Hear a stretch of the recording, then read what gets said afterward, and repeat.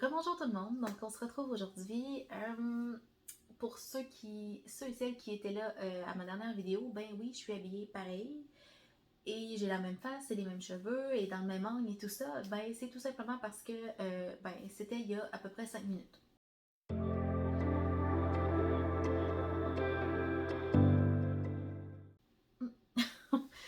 Donc, je vous fais cette vidéo-là en même temps parce que, bon, ma pile à lire est déjà prête. Donc, comme vous allez pouvoir, comme vous l'avez lu dans le titre de la vidéo, je vous filme ma pile à lire pour le Readathon Booktube Québec 4e édition. C'est un Readathon qui a été créé par Sylvain Demanti avec la gang de Booktube Québec.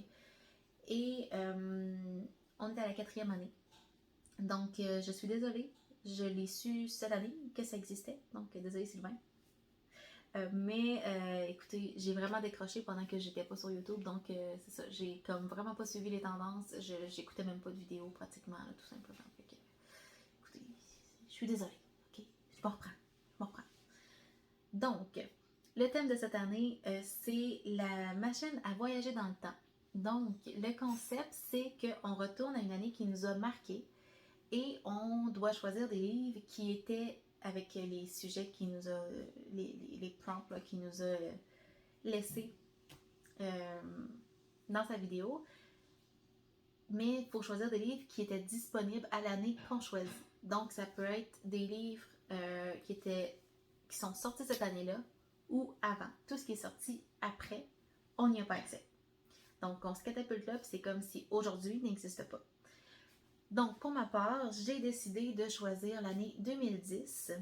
Et l'année de mon secondaire 2, c'est aussi cette année-là que c'est là que j'ai découvert ma passion pour les livres et mon échappatoire. Je passais toutes mes récréations, mes dîners et tout ça à la bibliothèque. C'était vraiment là que j'ai vraiment tombé en amour avec les livres. Et donc, pour moi, c'est une année qui m'a marquée parce que c'est aussi une année où je me suis fait des amis. Parce que j'avais pas vraiment d'amis avant ce temps-là. J'en avais eu, mais ils s'étaient revirés contre moi, ils s'étaient mis à m'intimider. Donc, voilà. Mais voilà, donc pour ce qui est du Readathon, ça dure tout le mois d'avril, donc du 1er avril au 30 avril. Et là, je sais que j'ai vraiment effleuré rapidement le sujet, donc si ça vous intéresse d'en savoir plus, n'hésitez pas à aller voir la vidéo de Sylvain que je vais lister dans la barre d'informations parce que ben, c'est lui qui a créé le Readathon, donc il explique beaucoup mieux que moi. Donc, commençons avec les livres que j'ai choisis. Donc, le premier prompt, on dirait que je sais pas comment appeler ça, c'est relire un favori de l'époque. Là, écoutez, j'ai eu vraiment beaucoup de difficultés à choisir parce que, bon, comme je vous ai dit, c'est l'année où j'ai commencé à lire. Donc là, j'en ai deux parce que on a 7 livres à choisir et 7 livres en un mois, c'est quand même beaucoup.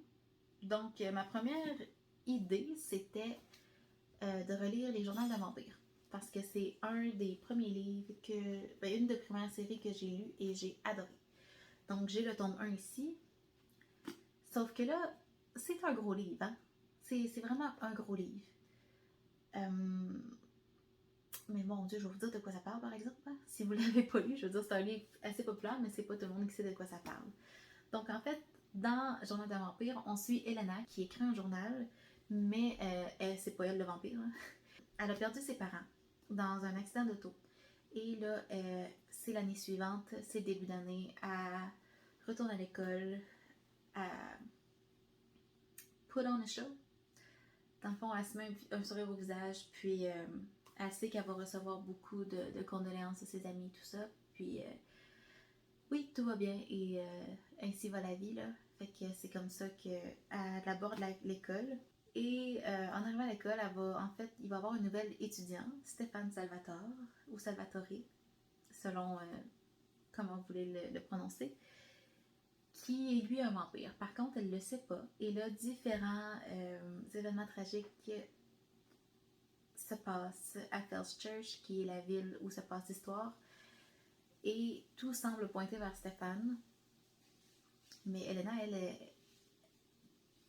elle tentait de le séduire et là, elle va peut-être un petit peu paniquer. Bref. Si vous avez écouté la série ou que vous avez lu les livres, ben vous savez de quoi je parle. Par contre, si vous avez seulement écouté la série, les livres ne sont pas pareils comme la série jusqu'à la fin. Au début, oui, c'est la même histoire, comme dans le tome 1, mais ça change rapidement. Là. Il y a vraiment comme une divergence entre les deux. On garde un peu la même chose, mais en tout cas, c'est vraiment différent. Donc, je vais soit relire ça.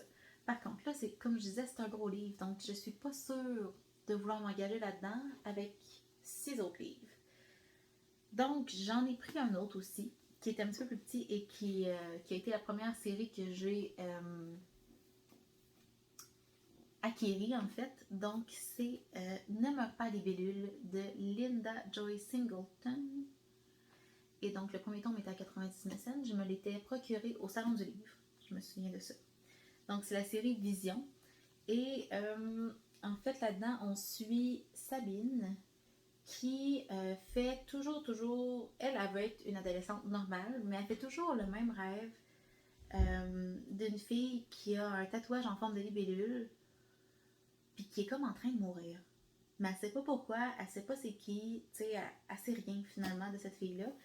Et ça va toujours y arriver. Puis elle a peut-être des prédictions bizarres, mais elle veut juste être normale. Et là, elle va tomber sur une fille qui a le même tatouage qu'elle voit toujours dans son rêve. Donc elle va essayer de la sauver parce que pour elle, c'est sûr que c'est une prédiction. Mais voilà. Donc je vous en dis pas plus. J'ai encore une fois toute la série sauf le 6e tome. Et là, ils sont plus disponibles. Fait que en tout cas. Mais c'est un livre beaucoup plus court que Journal d'un vampire.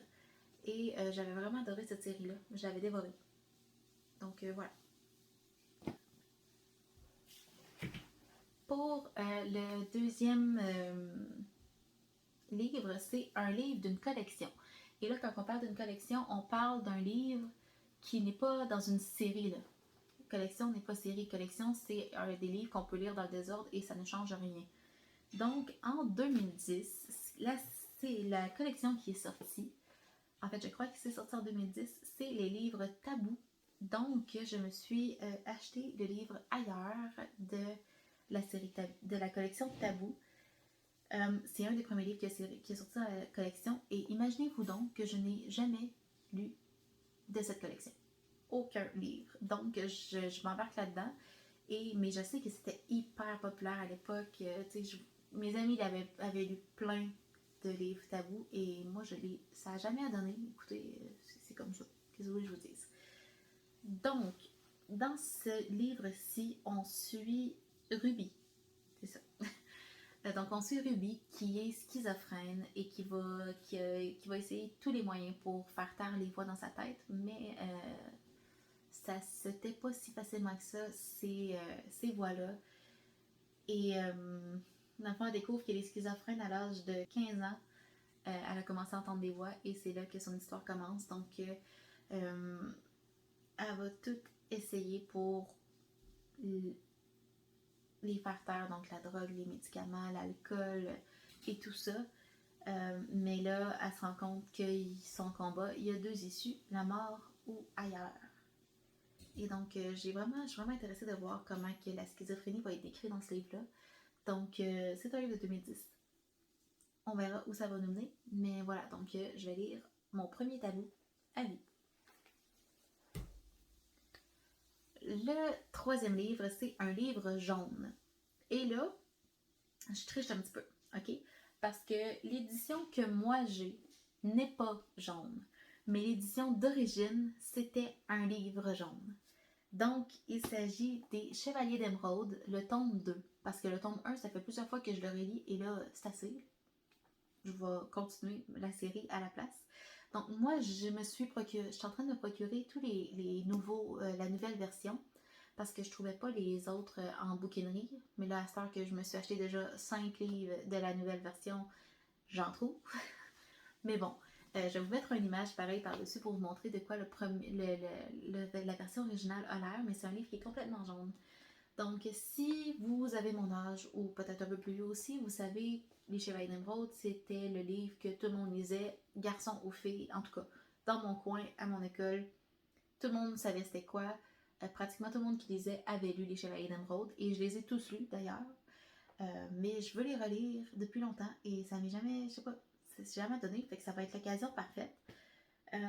Mais là-dedans, on suit dans le fond une équipe de chevaliers qui va former d'autres chevaliers, donc les chevaliers du royaume d'Émeraude, et ils vont devoir combattre les dragons de l'empereur Amkaret. Il me semble que c'est comme ça qu'on le dit. Donc, qui vient d'une île où c'est vraiment des hommes insectes qui vivent là-dessus et ils sont très très maléfiques. Donc, c'est des chevaliers magiciens qu'on suit là-dedans. Et là, je pourrais vous les nommer dans le premier tome, mais il y en a toujours des nouveaux qui se rajoutent. Et là, ils forment des écuyers et tout ça. Puis à la fin, là, on a vraiment une liste de fous. Donc, si je vous montre, souvent dans les premières pages, ben, on a la map du royaume. Mais, tu sais, voyez-vous, on a l'ordre de première génération.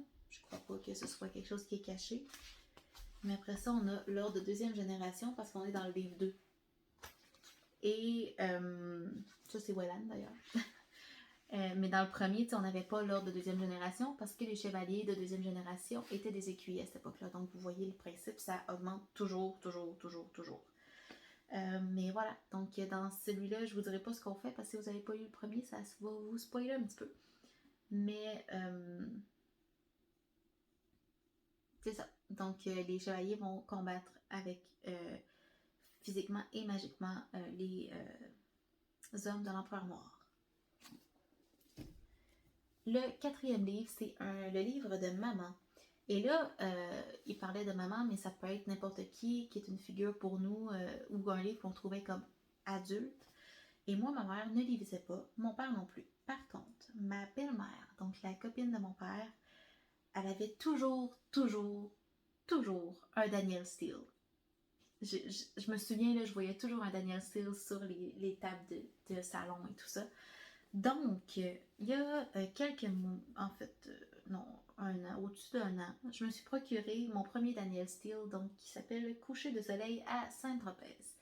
Je n'ai jamais lu de Danielle Steele, donc c'est le premier que je vais lire, et je ne l'ai pas encore lu. Mais bon, je me suis dit, il est quand même court, puis je veux voir, tu sais, je veux dire, si vous êtes au Québec, j'ai l'impression que Danielle Steele, c'est comme l'incontournable pour toutes les femmes. Mais voilà, non, quand j'étais jeune, c'était comme, c'est un livre de femme adulte. C'est pas pour moi. Mais là, ben, je suis rendue une adulte. Fait que je vais l'essayer. Et oui, il était sorti à ce moment-là. Je crois que ça fait même plus longtemps que ça qui est sorti. C'est sorti en 2002. La version originale. Donc, voilà. Mais je ne sais absolument pas de quoi ça parle. Je l'avais lu quand je l'ai acheté en usagé. Mais je ne sais pas de quoi ça parle, donc je vais m'engager dedans sans savoir. Je veux pas savoir. Le 5e livre, c'est un roman d'anticipation. Donc, d'après ce que j'ai compris, c'est une dystopie. Et là, en 2010, on avait Hunger Games, qui est un peu trop un classique pour moi. Je les ai, là. J'ai les 3 Hunger Games, mais je suis pas vraiment intéressée de les relire. Il y avait Divergence, qui était aussi un peu trop un classique pour moi. Mais j'ai fait des petites recherches et il y avait aussi The Maze Runner, donc Le labyrinthe en français, de James Dashner. Donc j'ai décidé de prendre lui. Je me le suis procuré en format de poche chez Renaud-Bré. Et là, il y a quand même beaucoup de pages. Je me suis rendu compte qu'il n'y avait pas la repère, mais en réalité, c'est très mince comme page. Donc ça va être long à lire, mais c'est pas grave. Je ne sais pas trop. Tout ce que je sais sur ce livre-là, c'est que on suit un garçon qui se fait projeter dans un labyrinthe et ça a toujours été des garçons qui sont arrivés là et la seule façon de survivre, c'est de sortir du labyrinthe. Sauf que le labyrinthe change à tous les jours. Il change tout le temps, donc c'est pratiquement impossible de sortir. Je vais vous lire la 4e de couverture, je pense que ça va être plus simple. Quand Thomas reprend connaissance, sa mémoire est vide, seul son nom lui est familier. Il se retrouve entouré d'adolescents dans un lieu étrange à l'ombre de murs infranchissables. 4 portes gigantesques qui se referment le soir ouvrent sur un labyrinthe peuplé de monstres d'acier. Chaque nuit, le plan en est modifié. Thomas comprend qu'une terrible épreuve les attend tous.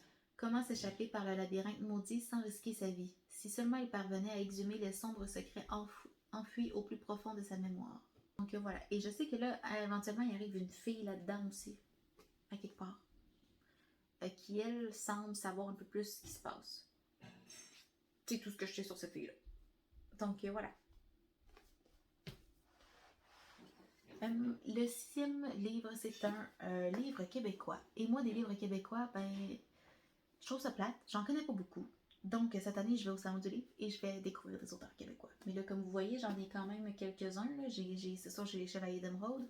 J'ai Rachel Gagnon là, pour Ailleurs. Donc, ouais. Et là, je me suis procuré un Sénécal. Donc, j'ai 5150 rue des Ormes, que je me suis fait dire qu'il était vraiment super bon. Et je veux voir un peu le type d'écriture de Patrick Sénécal parce que je ne l'ai jamais lu. Donc, je me suis procuré en format de poche. Et dans ce roman-là, on suit Yannick qui a fait une chute à vélo et depuis ce temps-là, il est séquestré au 51-50 rue des Ormes dans la ville de Montcharles. C'est ça. Donc, on le suit là-dedans et il est retenu prisonnier par la famille de Jacques Beaulieu qui est obsédé par les échecs. Et sa seule façon de sortir, c'est de vaincre Jacques aux échecs. Mais Jacques est un as des échecs. Et je crois que Yannick ne savait même pas jouer aux échecs à ce moment-là. Donc voilà. Ici, juste pour vous décrire la famille, Jacques Beaulieu, le père, est un psychopathe qui ne jure que par le jeu d'échecs et qui se prend pour le dernier des justes. Michel, l'adolescente, semble encore plus dangereuse que son père. Maude, l'épouse et la mère, est obsédée par le Seigneur et elle obéit aveuglément à son mari. Quant à la petite Anne, elle est muette et ses grands yeux immobiles ressemblent à des puits de néant. Donc, c'est ça. Fait que lui, il veut s'évader. Et là, on va voir s'il va réussir ou non. Et avec quel séquelle qu'il va s'en sortir. Parce que ça a l'air d'être une famille un petit peu bizarre. Et le dernier livre, donc, c'est un best-seller de l'année. Et là, j'ai fait une petite recherche sur les internets et j'ai trouvé un best-seller de l'année 2010. C'était La dernière chanson de Nicholas Sparks. Donc, évidemment, c'était l'édition en anglais originale qui était un best-seller à ce moment-là. Mais bon, je l'ai. Et je l'ai lu. Ça fait quand même un petit bout, mais j'ai tellement pleuré. Donc, dans ce livre-là, on va suivre Ronnie. Donc, si vous avez lu aussi, si vous avez vu le film, vous savez un peu l'histoire, là. Mais on suit Ronnie qui va aller passer l'été chez son père avec son petit frère. Et elle n'est pas vraiment d'accord avec le fait que ses parents soient séparés et elle est un petit peu rebelle. Mais elle va apprendre une terrible nouvelle pendant l'été et voilà. Donc, elle va développer vraiment un beau lien avec son père finalement. Et moi, je suis quand même proche de mon père, donc c'est venu me chercher vraiment ce livre-là. Donc, je ne vous en dis pas plus, mais juste pour dire, je l'avais vraiment aimé. Ensuite, les deux autres sujets, c'est que regardez-vous? Donc, dans mon cas, je vais sûrement écouter les Frères Scott, Vampire Diaries et Camp Rock 2 qui est sorti cette année-là et que j'avais trippé. Je trippais ma vie sur les comédies musicales. Donc, ouais. Et qu'écoutez-vous? Ben moi, j'étais une fan de Taylor Swift dans ce temps-là et l'album Speak Now est sorti en 2010 et je capotais. Et ma chanson préférée de cet album-là, c'était Mean. Parce que c'était une chanson sur l'intimidation et à quel point on peut grandir de ça, puis ça m'avait vraiment inspirée. Donc voilà. Et évidemment, ben, Carrie Underwood, qui est ma chanteuse préférée de tous les temps, avait sorti l'album Play On à ce moment-là et j'avais adoré toutes les chansons. Bon, comme tout ce qu'elle fait finalement. Donc voilà, c'est tout pour cette vidéo. J'espère que ça vous avait apprécié. Dans les commentaires, j'aimerais savoir, premièrement, en quelle année vous retourneriez si c'était vous qui faisiez ce défi-là. Et aussi, si vous avez lu certains de ces livres-là, qu'est-ce que vous en avez pensé? Et restez à l'affût parce que ça se pourrait qu'il y ait un vlog relié à ce readathon. Donc voilà, on se revoit dans une prochaine vidéo. Bye!